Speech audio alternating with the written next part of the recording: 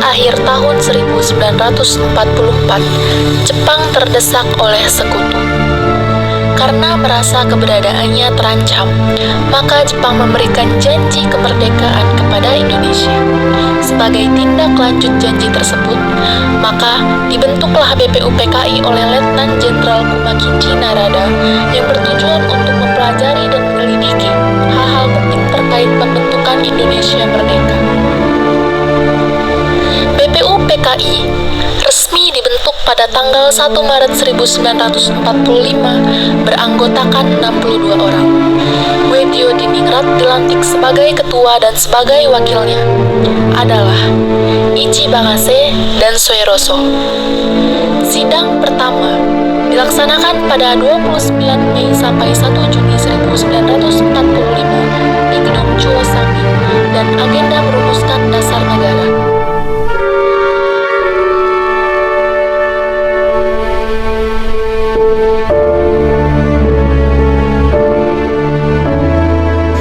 Assalamualaikum warahmatullahi wabarakatuh. Waalaikumsalam warahmatullahi wabarakatuh. Saudara sebangsa dan setanah air, mari kita mengucapkan syukur kehadiran Allah Subhanahu wa Ta'ala karena berkat rahmat dan hidayahnya kita dapat berkumpul di ruangan ini. Indonesia akan segera menghadapi babak baru yang akan merubah nasib bangsa Indonesia menjadi lebih baik. Merdeka! Merdeka! Maka dalam kesempatan ini kita akan menentukan dasar negara yang tepat untuk bangsa kita dan tercinta ini. Saya selaku Ketua BPUPKI dengan ini menyatakan pembukaan rapat menetapkan dasar secara resmi.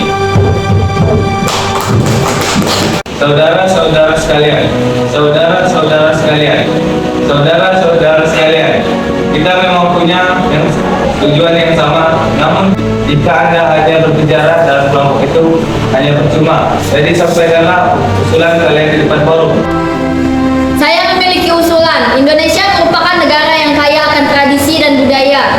Jadi saya harapkan kita bisa mempunyai dasar negara yang mampu mewakili keberagaman yang ada di Indonesia. Saya setuju. Memang seharusnya Indonesia memiliki ideologi yang mampu mempersatukan seluruh pihak. Saudara-saudara, saya telah mendengarkan beberapa usulan saudara sekalian. Saya telah menyebutkan apa dasar yang cocok untuk negara tercinta kita.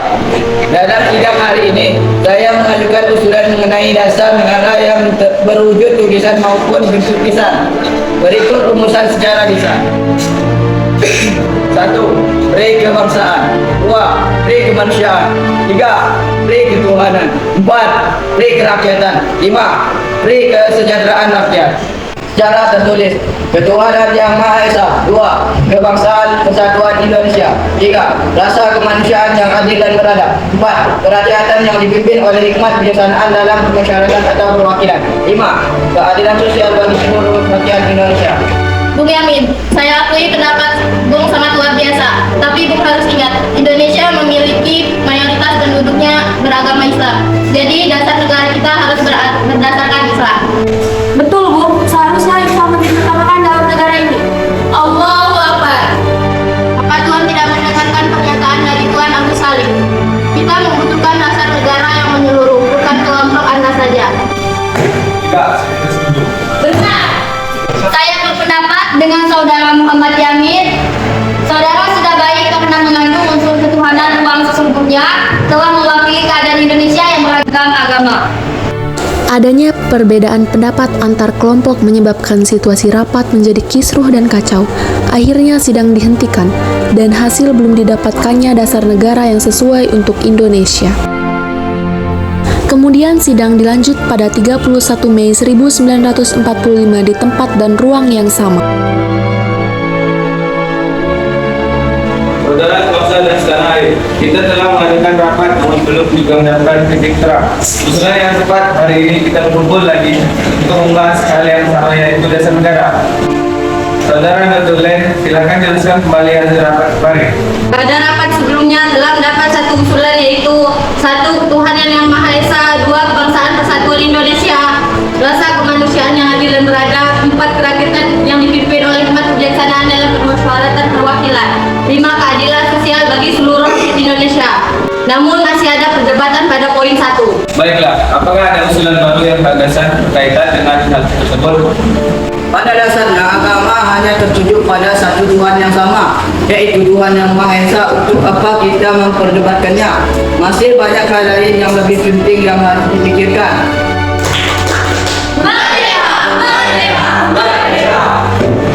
Tapi Bu, saya meyakini bahwa Indonesia tidak bisa disamaratakan seperti itu. Indonesia negara Islam. Allahu Akbar. Kalau seperti itu, kenapa Bung tidak membuat fatwa dalam forum Bung sendiri dengan anggota Bung? Kami di sini rapat berdasarkan musyawarah. Apabila Bung tidak bisa menahan ego kelompok, Bung silakan pintu keluar sebelah sana.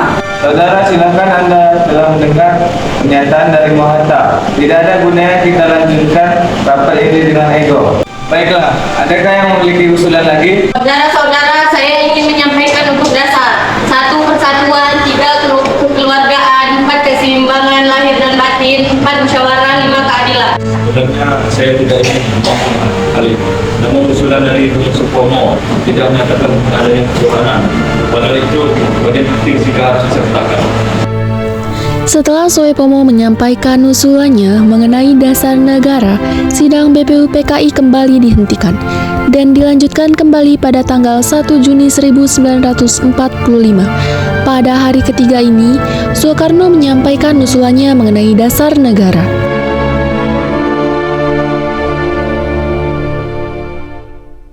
Terima kasih saudara-saudara sekalian telah tenang. Kita telah berkumpul di ruangan ini selama 3 hari hanya untuk membahas dasar negara. Kita masih belum mampu menghasilkan dasar negara yang baik dan cocok untuk negara kita yang tercinta ini. Setiap kelompok rapat masih saja egois dan lebih mementingkan kepentingan golongannya dibanding kepentingan umum. Kita tidak bisa seperti ini. Untuk itu, izinkan saya untuk menyampaikan usulan saya tentang dasar negara yang akan saya bacakan berikut ini. Kita telah berjuang melawan penjajah. Kita telah bersatu untuk memperjuangkan tanah air tercinta. Maka haruslah kita tanamkan rasa persetiaan pada diri generasi-generasi kita. Hal ini merupakan alasan butir pertama, yaitu kebangsaan Indonesia. Kemudian, bangsa ini merupakan bangsa yang baru lahir. Maka haruslah untuk menjalin hubungan yang baik dengan negara lain yang telah lebih dulu merdeka untuk menjalin hubungan banding sosial, ekonomi, dan politik. Hal ini merupakan dasar dari butir kedua, yaitu internasionalisme. Budaya dalam negara kita adalah merembukan suatu masalah secara bersama-sama demi mencapai jalan keluar. Hal ini menjadi alasan butir ketiga, yaitu mufakat. Kita tahu bahwa bangsa kita telah dijajah, maka seluruh lapisan masyarakat bangsa kita harus merasakan apa yang dikatakan dengan merdeka. Hal ini menjadi alasan butir keempat, yaitu kesejahteraan sosial. Yang terakhir, untuk merangkum itu semua, kita semua beragama bukan? Maka kita harus memiliki pedoman, yaitu Tuhan. Namun bukan Tuhan dalam agama Islam saja, melainkan mencakup seluruh agama yang ada di Indonesia. 5. Ketuhanan yang Maha Esa. Demikian usulan dasar negara dari saya. Semoga dapat mewakili pendapat saudara-saudara sekalian. Merdeka! Merdeka! Merdeka!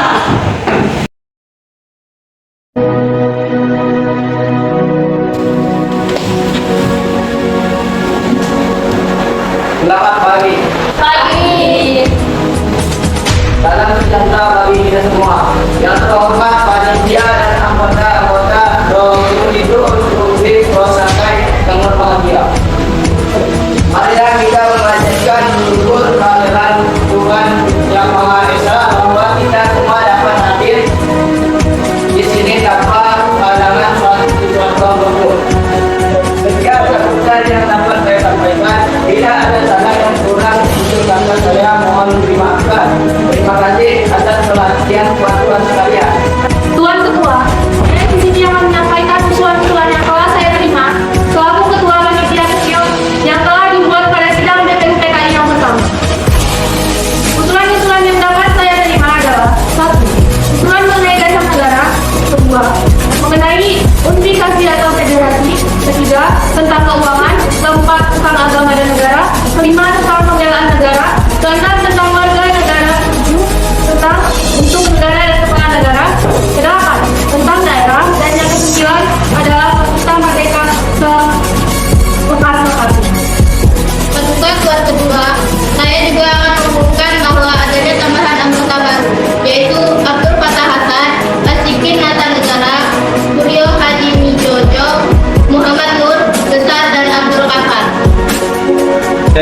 dari tuan-tuan anggota sekalian, oleh karena kita menghadapi saat yang sulit, baiklah kita mengendingkan cipta, supaya jangan hati kita itu dipengaruhi oleh sesuatu hal yang tidak suci. Tapi dengan segala keikhlasan menghadapi keputusan bentuk negara yang akan didirikan dengan hati yang murni yang tidak terpengaruh oleh sesuatu maksud yang tidak suci. Oleh karena itu, saya mohon kepada paduku tuan-tuan sekalian, pula tuan-tuan berdiri di hadapan hadirat Allah Subhanahu wa Ta'ala untuk meminta doa.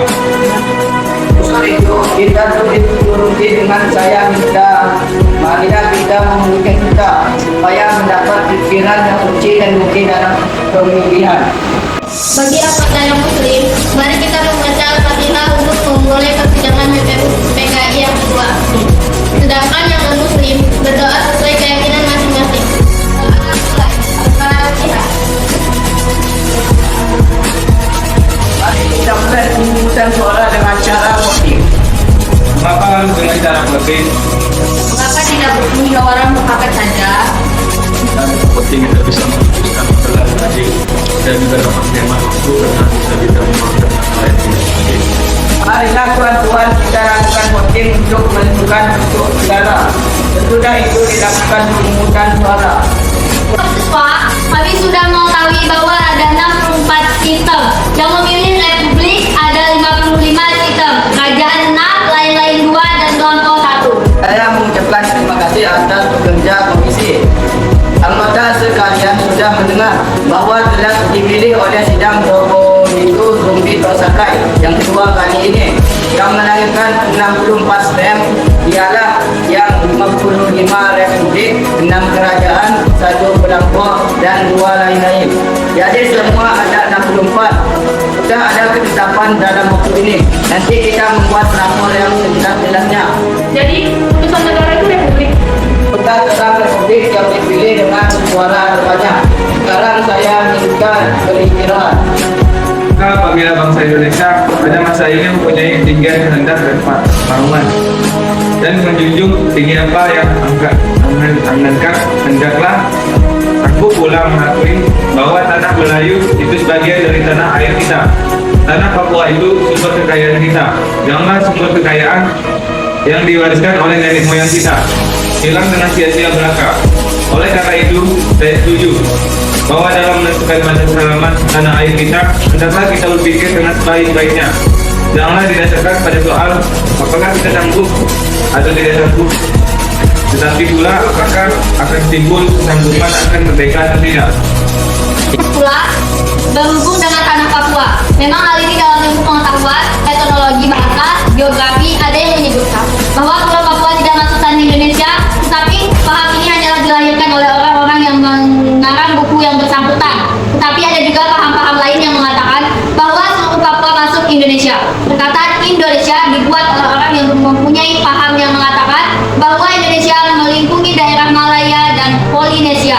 Jadi, dengan sendirinya, pada waktu perkataan Indonesia, lahir dimaksudkan bahwa tanah Papua masuk dalam daerah Indonesia. Ilmu strategi yang sangat besar bagi kita semuanya untuk menjaga kesehatan. Artinya kalau kita melihat batas kita di timur, Pulau Timur, saya setuju sekali dengan kata yang keempat, ini. Jadi pulau itu dimasukkan dalam hukum kita. Terletak Indonesia Pak, itu mudah Borneo Utara di mana tempat Sarawak dan juga negara kedua pernah kita memecah. Tapi yang itu beralaskan kebangsaan. Kalau peperangan sudah berakhir dan kemenangan akhir telah tercapai, kita dapat melakukan aturan-aturan Indonesia itu menjadi aturan-aturan yang sesuai dengan keadaan zaman pada waktu itu. Dengan permintaan Indonesia merdeka ialah seluas Indonesia Belanda dahulu.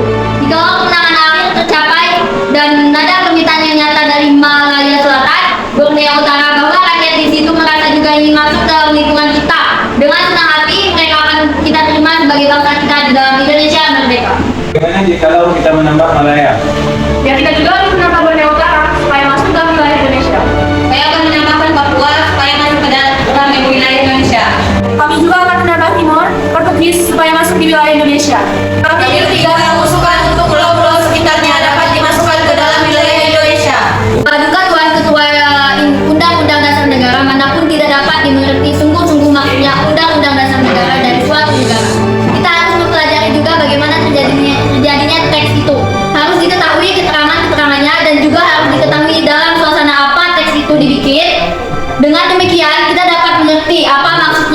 undang-undang yang kita pelajari, aliran pikiran apa yang menjadi dasar undang-undang itu. Oleh karena itu, segala pembicaraan dalam sidang ini yang mengenai rancangan-rancangan undang-undang dasar ini sangat penting, oleh karena segala pembicaraan di sini menjadi material, menjadi bahan yang historis, bahkan interpretasi untuk menerangkan apa maksudnya undang-undang dasar ini. Tidak ditutup.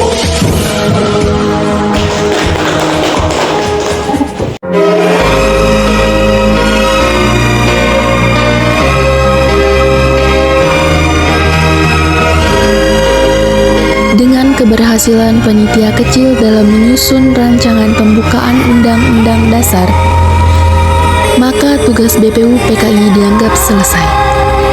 BPU PKI dibubarkan pada 7 Agustus 1945.